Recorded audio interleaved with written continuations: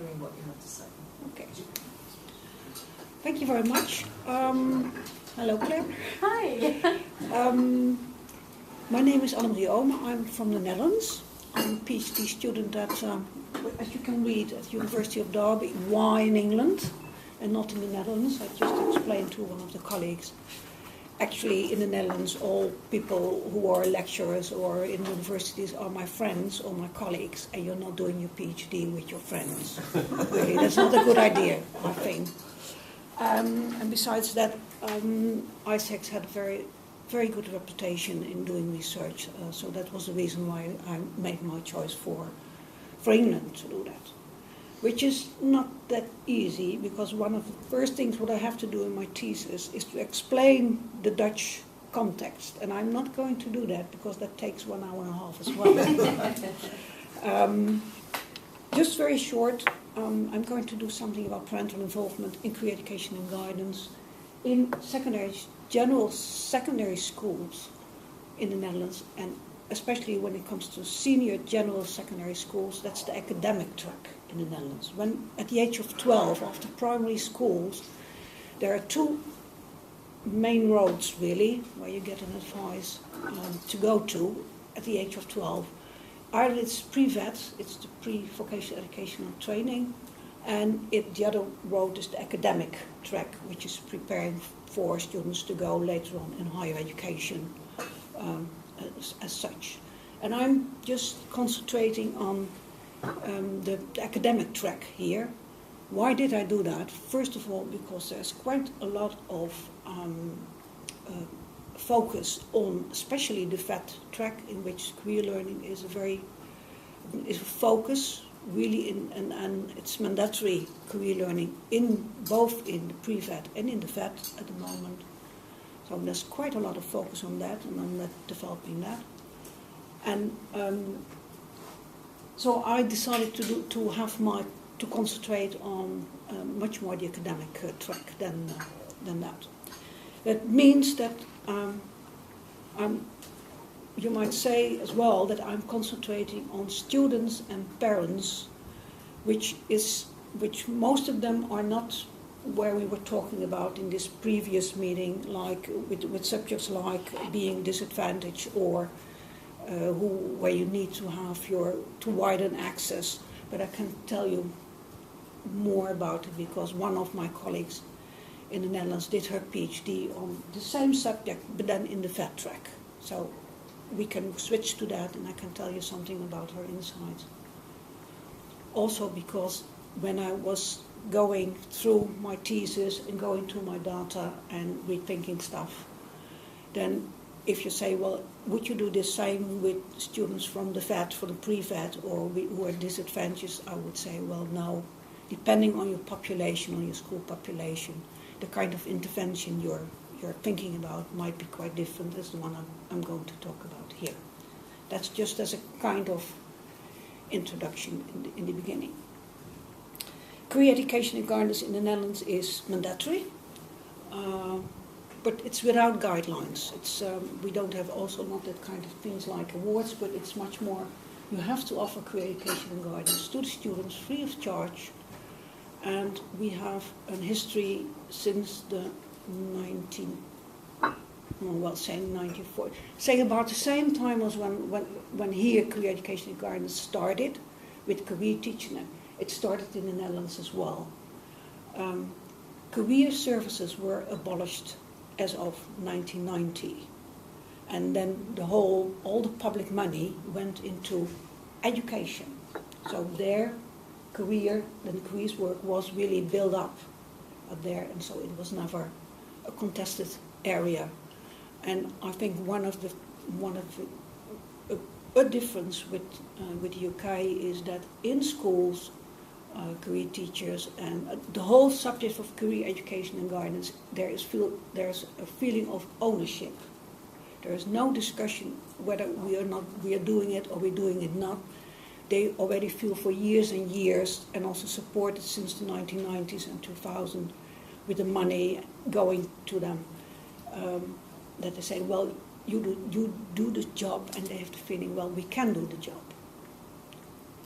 Career teachers in general, when I talk about it, are mostly people who do that besides being a subject teacher. And it doesn't mean necessarily that they are trained. So that's a big difference as well. So they will be a teacher, and next to that they will do the careers work in it. And what you understood, then they can't rely too much on professional career specialists outside the school, because they don't exist anymore. With democratization since the 1990s, it means that they are mostly the national services have disappeared. So that's another scene, another context, really, what I'm talking about. Some questions, some more that you need to know before I'm... Was it the same amount of money as was given to the career services, and that all went to the schools? Or? That all went to the schools. Yeah. So it wasn't a cost saving, it was a philosophical decision. Well, you know, neoliberal times. Yes. Okay, so at that time, so it went there. And then, of course, what you have since the 20s, the way how schools are paid, it's lump sum. Right. So it's supposed to be in a lump sum. And we did something like 5 years ago, just find out how many money goes around with career education and guidance. And later that study was repeated here in England as well, right. Coming to the same conclusions, that it's really peanuts, yeah. the money that goes in career education and guidance. Mm.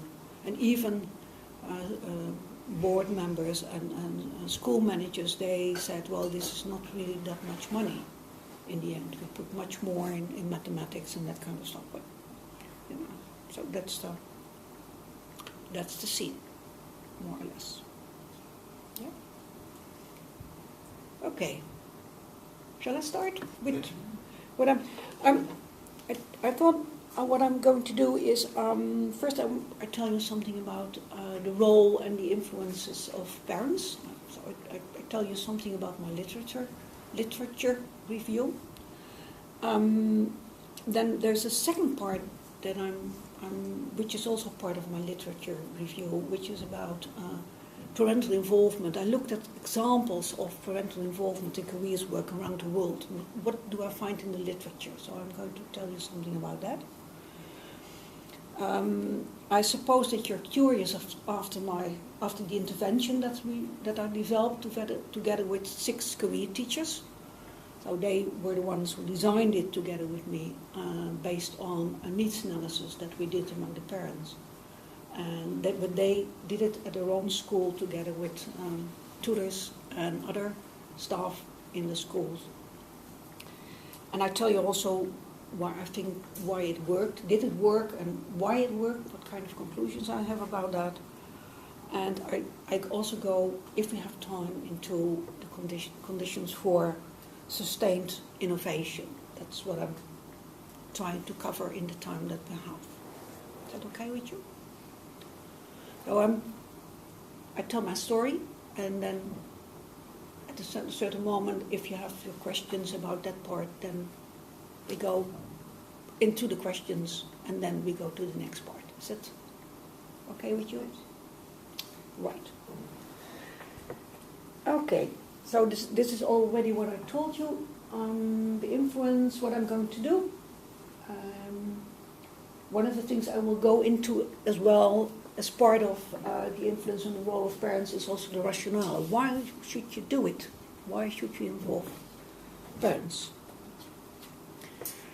Actually, when you go into literature, you see that actually parents play an important role, and they have influences from the start. They act in the beginning when their child is very young as a gatekeeper. They bring about the occupational knowledge, the work, beliefs, and the values. There's quite the references to literature you find there as well. And another part which has been found as kind of influence that parents have in childhood on children is the definition of self. This goes on in adolescence, and especially younger colleagues, they have really summarized what we found about the influences of parents. They say, well, they influence the vocation, aspiration, and the achievement of students when they are adolescents, their career decisiveness, their career exploration, their career commitment, and the career self-efficacy. So there you see that the influence of parents is very strong. But also when they are older, so when they make the transition from going from secondary schools to school and to work, the influence of parents is very big. Also in dealing with the transitions, and which was very striking to me, is that the reproduction of what you learn as a child or as an adolescent from your parents, how you influence, how you play your role in the whole, that you reproduce that actually in the way you do as a young parent in your new child. So there's really a circle going on. Most parents, they are absolutely not aware that they have this kind of influence. Because it might be very implicit. It may be in the daily pattern what you have with your child. How do you make decisions? How you go about with conflicts that you have? And what we found is that actually you find the transmission of social class and also of including occupational attainment. So for our kind of people, what kind of occupations or what kind of education you can think about.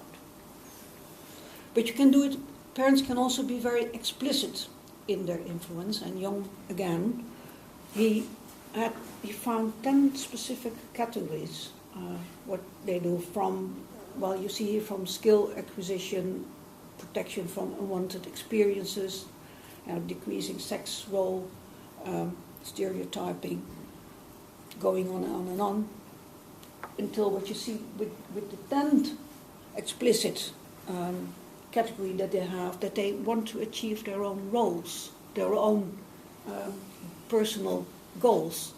That's also something which is not only found in Canadian or things, but it has been found around the world. Also in the Netherlands we found that, and also in England even, the achievement of parents' personal goal development has been found, which is explained by students that this kind of behavior, as that the parents want the best for their children.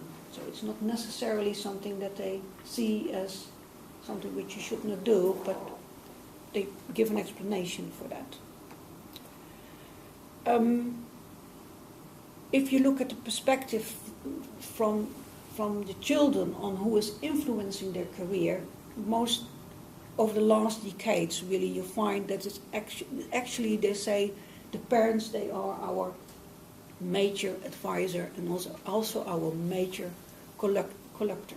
And this is true during childhood, adolescence, young adolescence, and even in adulthood.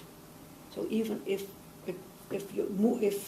children or a young adult is moving into his first job, mostly parents play a very good, a very strong role in that they discuss what are the first experiences in their new job, and or if they should consider to go to another job and that kind of stuff. So the influence of parents and the role they play, that goes on for a very long time. Of course, this isn't true for every parent.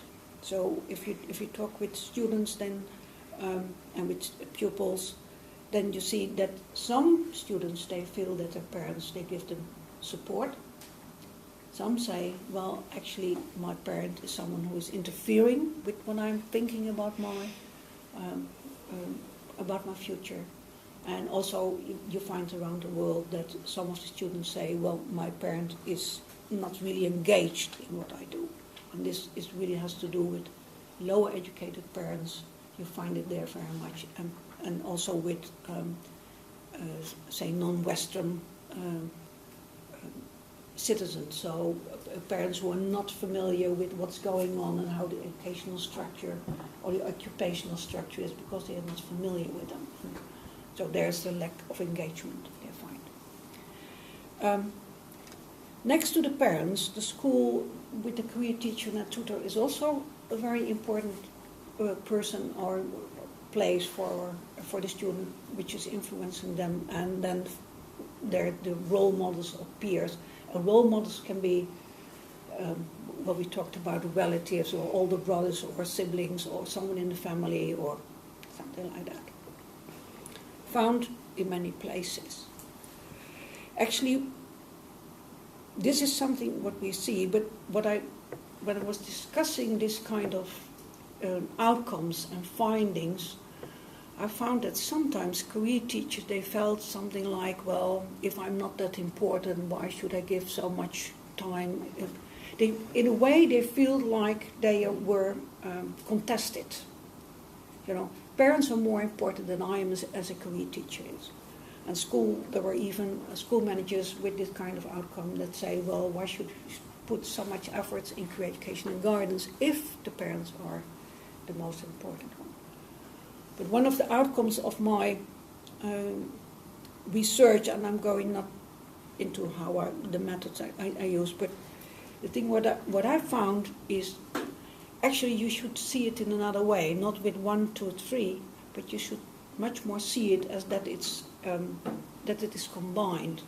Students have a certain way of how they look at themselves. They say, well, I'm the one who's going to take the decision.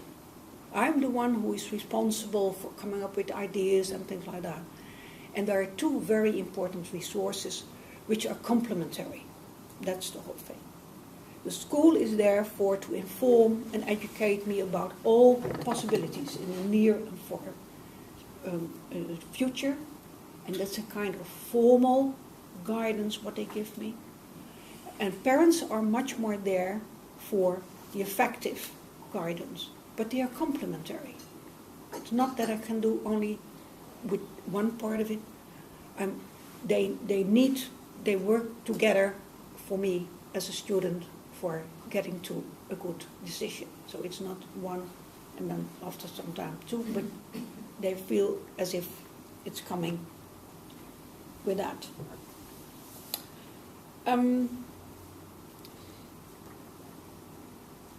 And this is my last, before I give the floor to you for any questions that you have.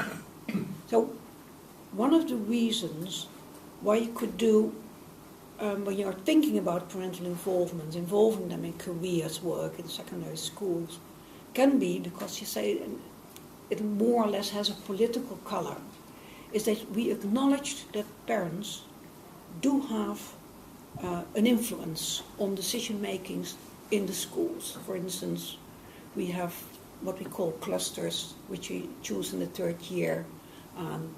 That makes, and in the 5th year, you're just to do your final for higher education. And we acknowledge that parents have this kind of influence. So and you can say we do that because we want to reduce dropout rates or improve efficiency of the educational systems. That's one reason why a school could think about taking up careers work, or parents' involvement in careers work. It can be also an economic rationale, saying, well, actually the time that we have as tutors and career teachers in the school is limited. And we don't have all the time in the world to give personal advice or personal guidance to the students. So if we take on board the parents as well, we could extend the guidance we can give at the students. Another rationale why schools could consider to involve parents is actually what you could call the socializing rationale, which is the parents should have the same behavior as the school in supporting students in how to talk with a child. So that's a little bit, you teach them, and of course the difficulty there is, for instance, how you talk with your child is not to be pedantry or, to think that you know it better than the parents, but it might be socializing, might be a rationale for a school to involve parents in careers work. And one which doesn't get very much attention, that is really saying, well, we know that parents need this kind of help. And we know that from the research, that parents always say that in childhood and in adolescence, they really want some help to support their child in career development. These are 4 very good rationales which you have to discuss if you're thinking about parental involvement in careers work in schools. In the end, they all come to what a school mostly wants, that we involve parents with the aim that the schooling that we offer to the students improves. But you can come from different angles. And it might not, I mean, it's overlapping in a way.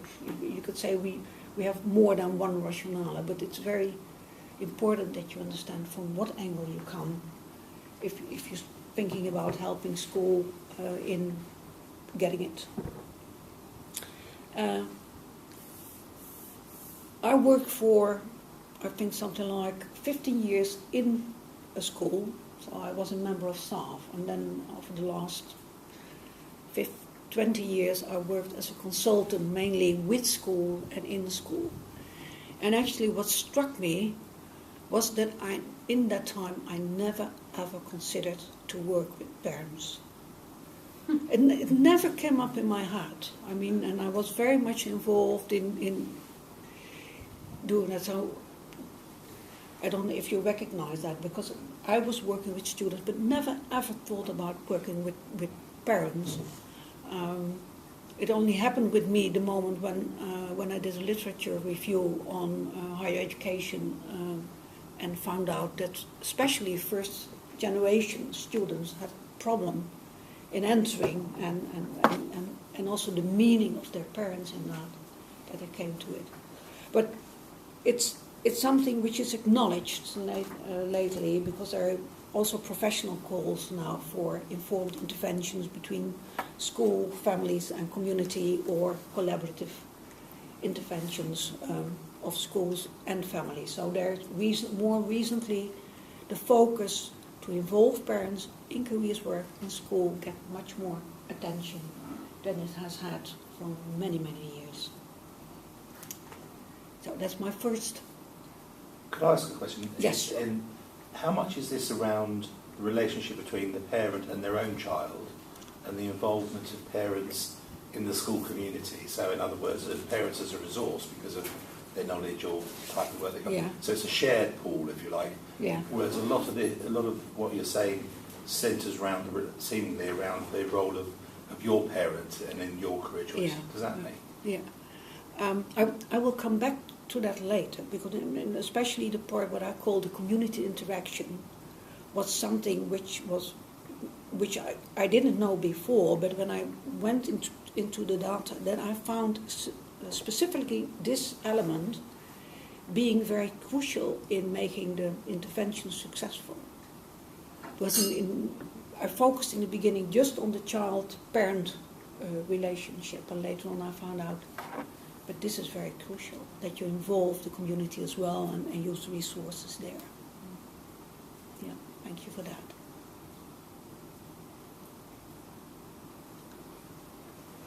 Questions so far? Not? I go on? Yeah. Right. So, I went into the literature just to find out what happens around the world when it comes to parent-involved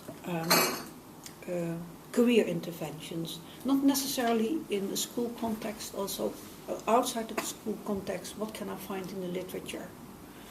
What I found were all kind of publications. Booklets like to inform parents about the education system or what is your role as a parent. I found also that there are tools made for parents for how do you talk with your child, or where do you find this or that, or a booklet or leaflets what you work through with your child.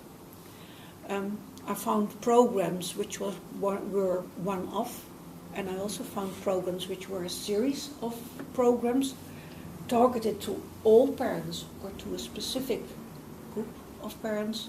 So that's what I found. And I also found some materials to support school staff and parental involvement. Actually, what I'm going to tell you, you can find in the article I did for the NICEC journal in October. So you find it, if you want to read it back, and you will find, you would like to have the links so that you could enter the materials and look for it yourself. You can find it there. There are some updates, but not that, really that much. When I looked at all those publications, actually I developed a kind of taxonomy, because what I'm reading through it, I was thinking like, what's actually the aim of this intervention? And if I look at, if a school is involved, do they label it as parent-involved career intervention? And what kind of role actually do the parents and the child have on that? Who is there actually? And if you are a career teacher, what kind of role do you have? Or is there something expected what you have to do? How much time is it? What kind of form you have? And then I just discovered there are 3 types really of interventions, and I will go into each of the interventions. I think the first one, which is the information-focused intervention, is something which you can find around the world. You find it just everywhere. School is putting up some kind of sign saying there is a junction coming ahead, and we must tell you something about the junction. So that's the kind of information-focused session. Mostly, it's not labeled as parental involvement. It's information that people need to be aware of.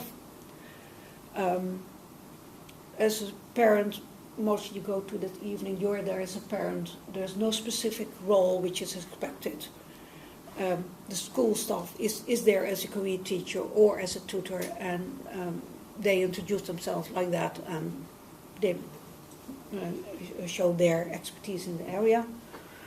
Could be a one-off plenary, what you find there. It can be an individual parent-teacher meeting.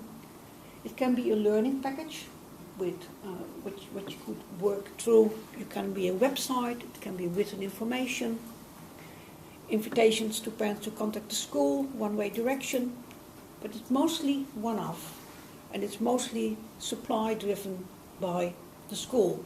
There's nothing what kind of needs do the parents know. Teachers think and the school thinks this is the information that's needed to be there. On the left side, you find the same information that I just gave you. On the right side, I give you the examples, a few of the examples that I found. And in the year, actually, so from the earliest one since the 1960s that I found up till now, most of them. The red ones are the ones that are researched, the black ones are just published. So you find them in the literature saying we did this kind of information and it went on like this and this and that. So this is the Guide and Resources Career Search Program, a handbook from Scotland, Shirley Semple. I think she was a NICEC fellow as well. So she did something in this area with open learning pack and short leaflets. So these are all kind of resources either being researched or not.